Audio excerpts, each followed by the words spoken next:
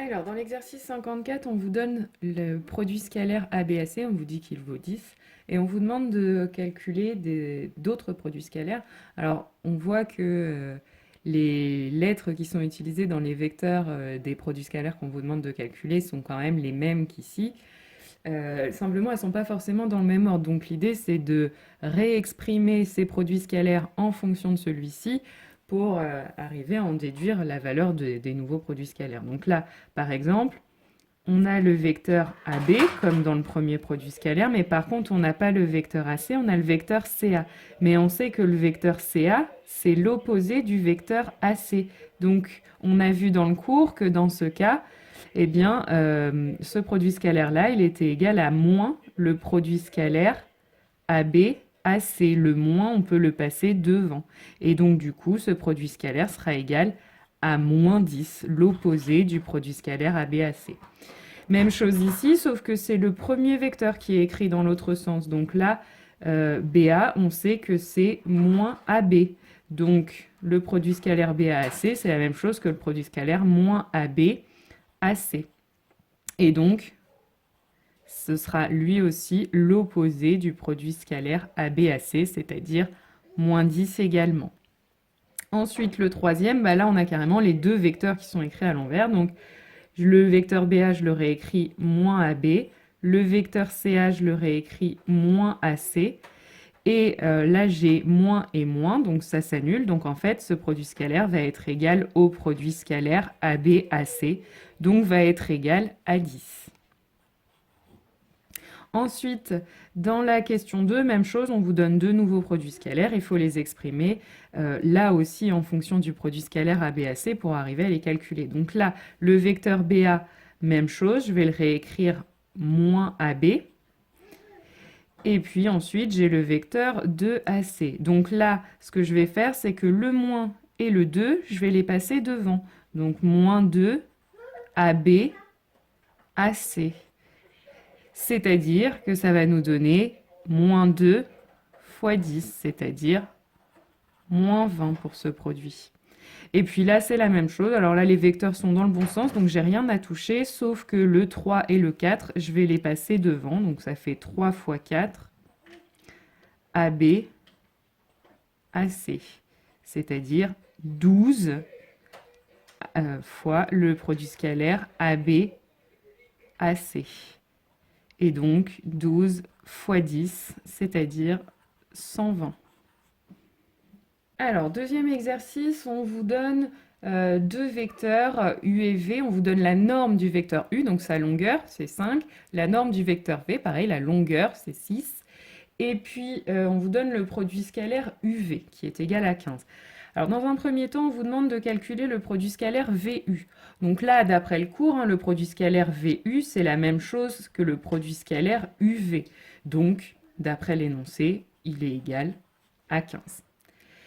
Deuxième question, un petit peu plus difficile, on vous demande de calculer le vecteur U moins le vecteur V, le tout au carré, c'est-à-dire en fait ce qu'on vous demande c'est de calculer U moins V scalaire U moins V.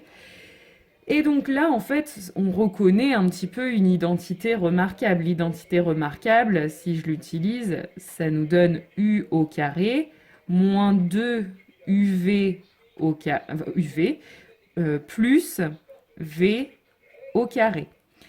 Mais U au carré, c'est-à-dire U scalaire U, on a vu dans le cours que c'était égal à la norme de U au carré.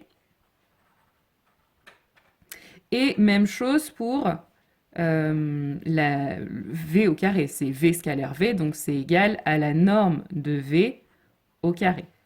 Et donc d'après l'énoncé, on sait que la norme de U, c'est 5, donc ça va nous donner 5 au carré, moins 2 fois le produit scalaire UV, c'est-à-dire moins 2 fois 15, plus la norme de V, qui d'après l'énoncé est égale à 6, au carré.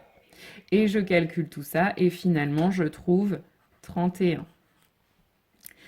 Et pour la dernière question, c'est la même chose, hein. On va utiliser, alors cette fois-ci, plus une identité remarquable, mais on peut utiliser dans le produit scalaire, on a vu la distributivité. Donc là, en l'occurrence, une double distributivité. Donc d'abord, 2U scalaire V, Ensuite, 2u scalaire moins 2u.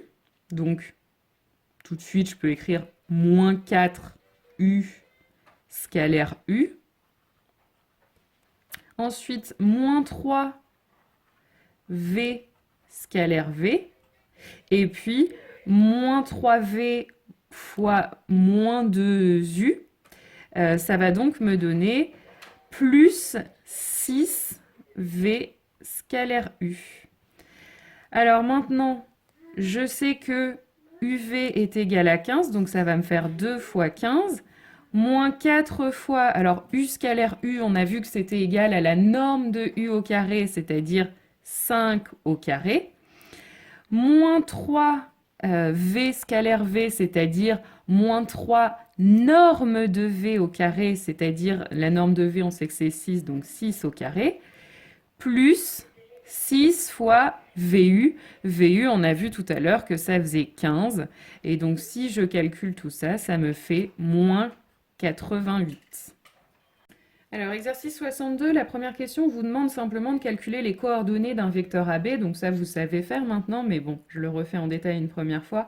Donc, on prend les coordonnées du vecteur B, hein, l'extrémité du vecteur. Donc 7, moins 3 pour B.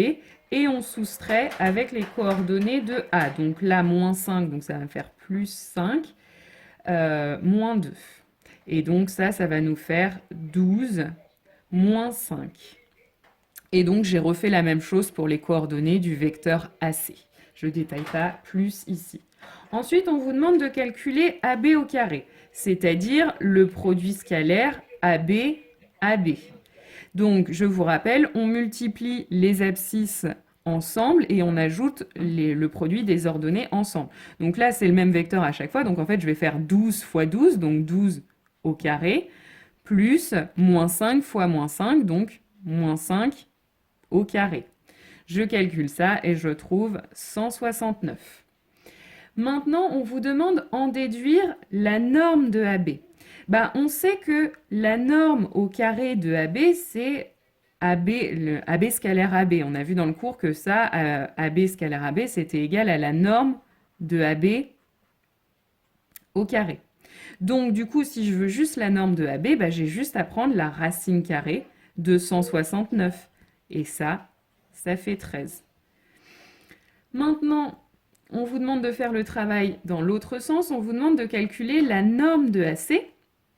Donc ça, on avait vu que c'était la racine carrée de l'abscisse du vecteur, donc moins 6 au carré, n'oubliez pas les parenthèses, plus l'ordonnée au carré, donc moins 8 au carré.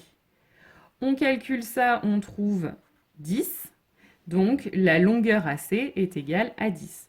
Et on vous demande ensuite en déduire AC au carré. Eh bien, donc comme tout à l'heure, je vous ai dit, tout à l'heure, quand on faisait le produit scalaire AB, donc c'est-à-dire AB au carré, c'était égal à la norme de AB au carré. Donc là, pour avoir AC au carré, c'est la norme de AC au carré. Donc c'est-à-dire,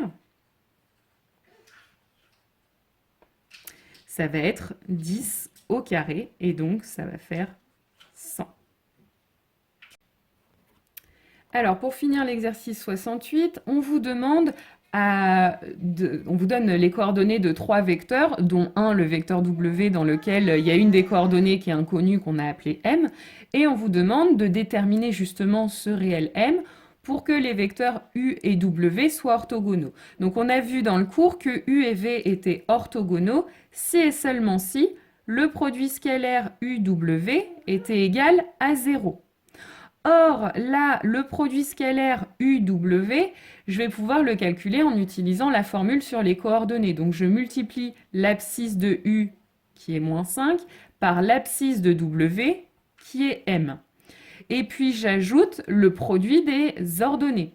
Donc, l'ordonnée de U, c'est 9, l'ordonnée de W, c'est 2. Et donc, ce produit scalaire, il faut qu'il soit égal à 0. Donc là, en fait, qu'est-ce que je viens de faire? Je viens d'écrire une équation, puisque là, moins 5 fois m, ça me fait moins 5m, plus 9 fois 2, 18, égale à 0. C'est une équation où m est à déterminer. Donc, pour ça, je l'isole. Je passe donc mon 18 de l'autre côté, ça me fait moins 18. Et puis, je divise par moins 5 des deux côtés. Ça me fait donc moins 18 sur moins 5, ce qu'on peut simplifier en 18 sur 5. Voilà, donc M doit être égal à 18 sur 5 pour que U et W soient orthogonaux. Et puis dans la question 2, on fait exactement la même chose, mais cette fois-ci, c'est V et W qui doivent être orthogonaux. Donc ils seront orthogonaux si et seulement si leur produit scalaire est égal à 0.